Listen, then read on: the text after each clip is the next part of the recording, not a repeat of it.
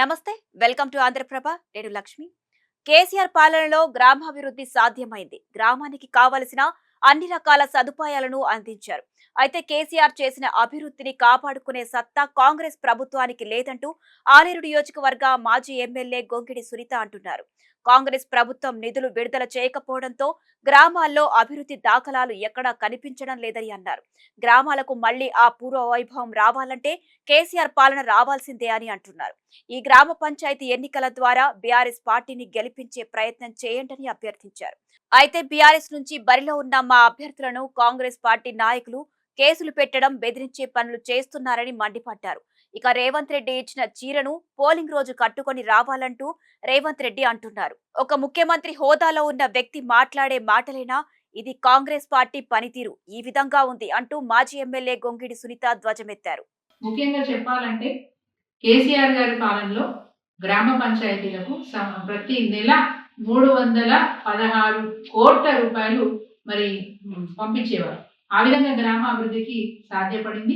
అన్ని గ్రామాల్లో కూడా పల్లె ప్రగతి కార్యక్రమం సందర్భంగా అన్ని గ్రామాల్లో చిట్టడవి, నర్సరీ, డంపింగ్ యార్డు, అదేవిధంగా ట్రాక్టరు, ట్యాంకరు, మరి వైకుంఠ ధామాలు, ఇట్లా అనేక కార్యక్రమాలు, క్రీడా ప్రాంగణాలు కూడా అన్ని వసతులు, గ్రామానికి ఉండాల్సిన అన్ని వసతులు కల్పించే ప్రయత్నం కేసీఆర్ గారు చేస్తే ఈ రోజు ఆ చేసిన వాటిని కూడా మెయింటైన్ చేసే పరిస్థితి గ్రామ పంచాయతీలో లేదు.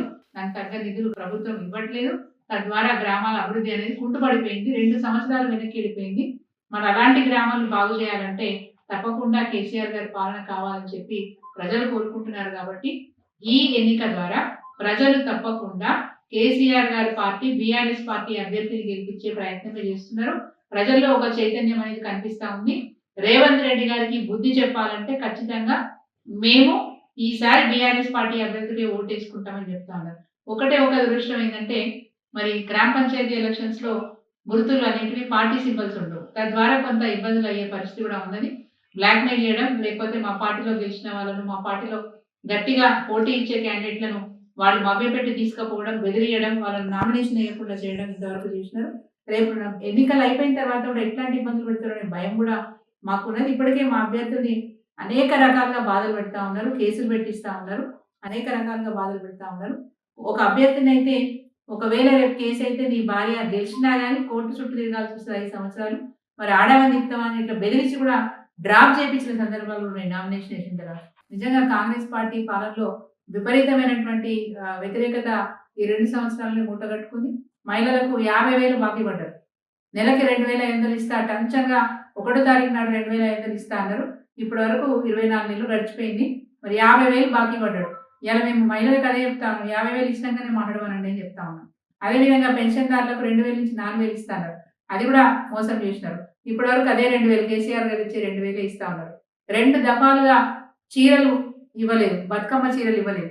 నిన్న మొన్న మరి ఎలక్షన్ల ముందు ఓట్ల కోసం చీరలు వేయడం, బహిరంగంగా ఒక ముఖ్యమంత్రి రేవంత్ రెడ్డి గారు ముఖ్యమంత్రి బహిరంగంగా రేపు ఓటేసేటప్పుడు మేము ఇచ్చిన చీరలు కట్టుకొని రండి అని చెప్తారా?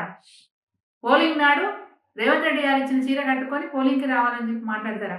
ఒక ముఖ్యమంత్రి హోదాలో ఉన్న వ్యక్తి మాట్లాడే మాటేనా? ఇది ఈరోజు ఈ ప్రభుత్వం యొక్క పాలన పనితీరు. అదేవిధంగా అన్ని రంగాలు కుంటుపడ్డాయి. గురుకుల పాఠశాలలో ఉన్న విద్యార్థులు, ఒక్క గురుకుల పాఠశాలలో ఎక్కడైనా ఫుడ్ పాయిజన్ అయింది పిల్లలకి అంటే అన్ని గురుకుల పాఠశాలలో అప్రమత్తం చేసుకుంటాం. కానీ ఈ రోజు వరకు దాదాపు 130 గురుకుల పాఠశాలలో ఇదే దుస్థితి. ఇప్పటికీ పిల్లలకు పురుగులన్నం పెట్టడము, లేకపోతే విషాహారము, వాళ్ళు ఆసుపత్రి పాల్గొనడము ఇప్పటికీ నడుస్తూ ఉంది. ఎందుకు దీన్ని కంట్రోల్ చేయలేకపోతున్నారు? ఈ రోజు వరకు దాదాపు 1000 మంది రైతులు ఆత్మహత్యలు చేసుకున్నారు. అటు వ్యవసాయం కుంటుపడింది, ఇటు గురుకుల పాఠశాలలు, అటు విద్యార్థులు, నిరుద్యోగులు, ఏ రంగం చూసినా వెనక్కి పోతున్నాం. తిరోగమనంలో ఈ తెలంగాణ రాష్ట్రం నడుస్తూ ఉంది. దీనికి అందరూ కూడా బాధపడుతూ ఉన్నారు. నేను ఈరోజు ఉదయం కూడా ఒక గ్రామంలోకి వెళ్ళినప్పుడు రైతులు చెప్తా ఉన్నారు, నేను 10 ఏళ్ల నుంచి ఒక్కసారి కూడా నాకు కంప్లైంట్ లేదు. ఈ 2 ఏళ్లలో 2 సార్లు నా మోటార్ కాలిపోయిందని చెప్తున్నారు. 2 ఏళ్లలో 2 సార్లు మోటార్ కాలిపోయింది. ఎందుకు? కేసీఆర్ గారు ప్రభుత్వం పోగానే కేసీఆర్ గారు పోతే మన స్విచ్ ఆఫ్ చేసిపోయిందా? ఎందుకు మీరు మెయింటైన్ చేయలేకపోతున్నారు? ఎందుకు మీరు అడ్మినిస్ట్రేషన్ నడపలేకపోతున్నారు? అంటే బీఆర్ఎస్ పార్టీ కార్యకర్తల మీద కేసులు పెడతారు, వాళ్ళను సతాయిస్తున్నారు, బెదిరిస్తున్నారు, కోట్ల చుట్టూ తిప్పిస్తా ఉన్నారు. ఏదైనా పని ఉంటే ఇంకా గొప్ప విషయం ఏంటంటే భూ కబ్జాలకు ఎగబడ్డారు. ప్రతి చోట భూ కబ్జాలే. ఈరోజు రౌడీలాగా, గూండాలాగా కాంగ్రెస్ పార్టీ వ్యవహారం నడిపిస్తా ఉన్నారు. ఇది మంచి పద్ధతి కాదు. ఇది మన సంస్కృతి కానే కాదు. కేసీఆర్ గారు ఉన్న రోజులు శాంతియుతమైనటువంటి వాతావరణంలో తెలంగాణ ఉండేది. ఇప్పుడు శాంతి భద్రతలకు ఆటంకం కలుగుతా ఉంది. ఇప్పటికైనా కాంగ్రెస్ పార్టీ ఎప్పటికీ మేమే ఉంటామని మీరు అనుకుంటున్నారు. ఇంకో 2 ఏళ్లే మీరు ఉండేది. ఈ 2 ఏళ్ల తర్వాత మళ్ళీ మార్పు వస్తది. ఆ రోజు మళ్ళా ప్రజల్లో మీరు ఎట్లా తిరుగుతారో ఆలోచించుకొని ఇప్పటి నుంచైనా గర్వాన్ని ఇడిచిపెట్టి, మీ అహంకారాన్ని ఇడిచిపెట్టి ప్రజలతో మమేకమై ప్రజల అవసరాలు తీర్చే విధంగా పనిచేయాలని చెప్పి మేము కాంగ్రెస్ పార్టీకి చెప్తా ఉన్నాం. ఈ ఎన్నికల్లో తప్పకుండా మీకు బుద్ధొచ్చే తీర్పే వస్తుందని చెప్పి ఈ సందర్భంగా తెలియజేస్తాము.